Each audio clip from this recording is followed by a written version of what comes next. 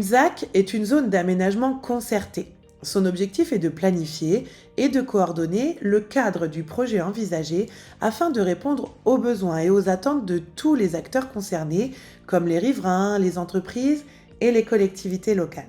Créer une ZAC permet de délimiter un périmètre de développement, de cadrer le type d'activités qui pourront s'y installer et s'y développer et de définir des règles d'urbanisme qui s'appliqueront à tous, notamment sur le plan environnemental. D'abord, avec la ZAC, l'ensemble des acteurs disposeront d'une vision globale de tous les aménagements avant le début des opérations, évitant ainsi des extensions au coup par coup.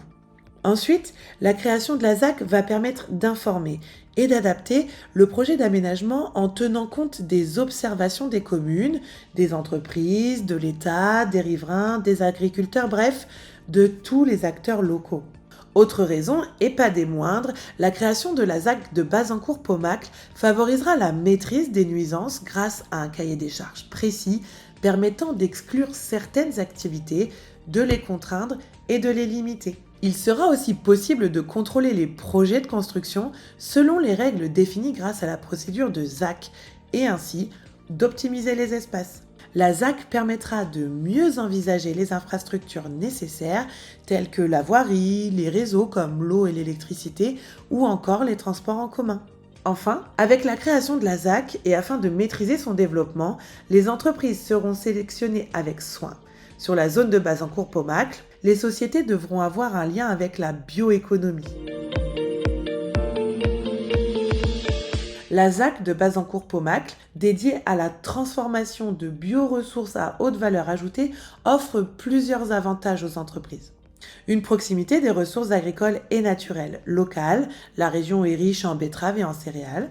Une synergie entre les différents acteurs de la ZAC. Les entreprises peuvent effectivement partager des infrastructures et des processus industriels transformant ensemble certaines ressources naturelles. Une proximité avec les pôles de recherche et de production qui crée une forte connexion favorisant l'innovation. Et une véritable reconnaissance nationale et européenne.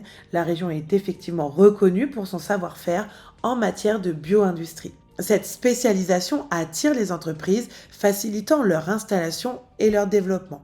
Le meilleur exemple, Toulouse, qui s'est doté d'un pôle aéronautique il y a de ça plusieurs années. Résultat, de nombreuses entreprises liées à ce domaine s'y sont installées et ont prospéré.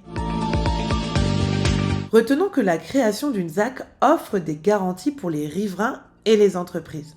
Après avoir consulté toutes les parties concernées, elle permet de définir un plan d'action qui limite les nuisances liées au développement économique pour les habitants, tout en soutenant les entreprises avec une approche respectueuse de l'environnement.